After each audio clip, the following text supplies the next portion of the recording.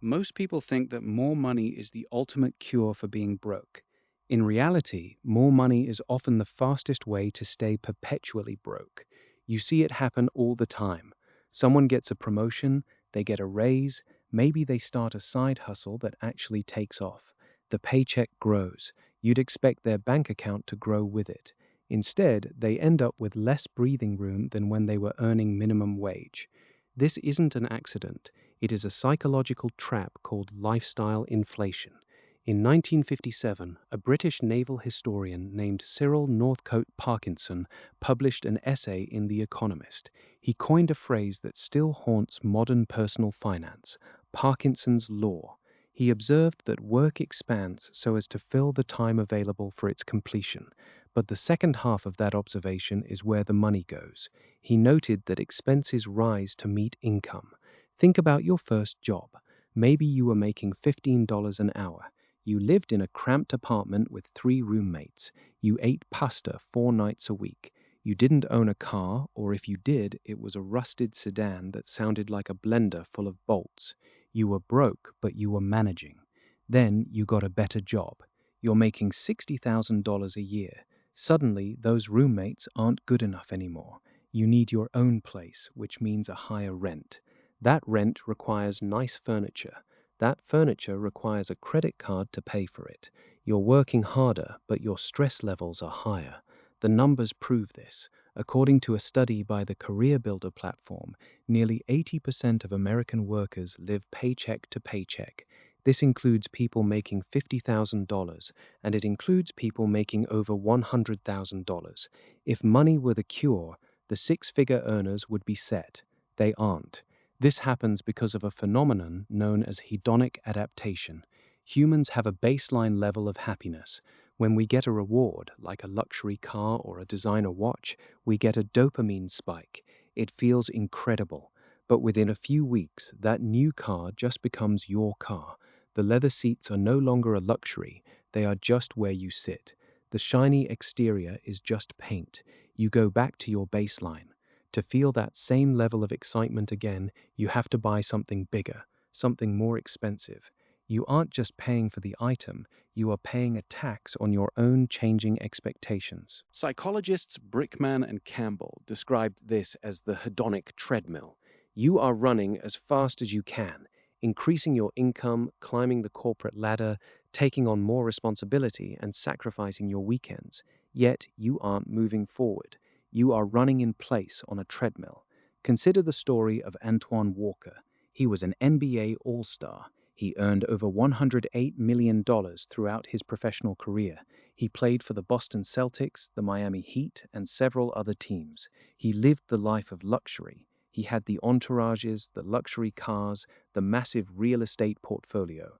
In 2010, just 2 years after retiring, he filed for bankruptcy. How does someone blow $100 million?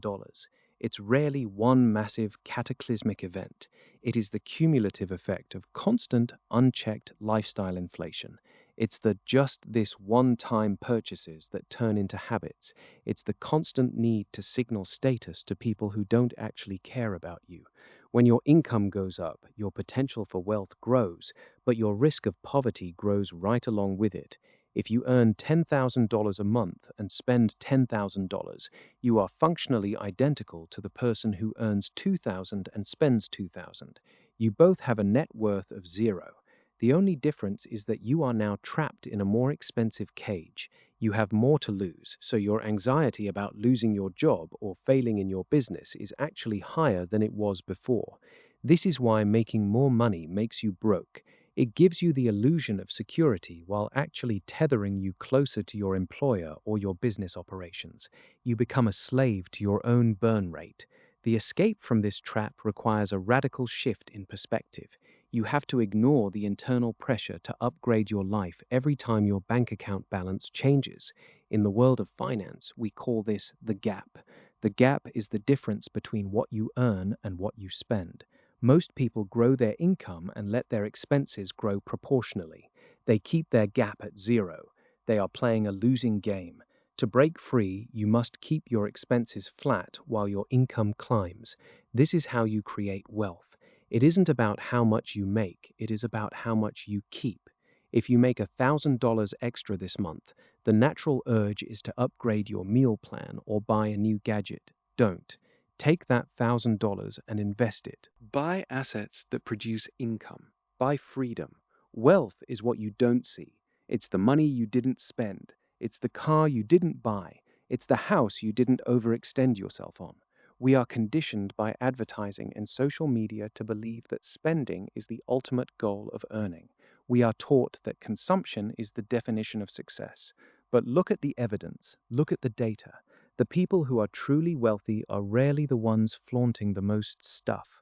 They are the ones who reached a point where their assets earn more than their salaries.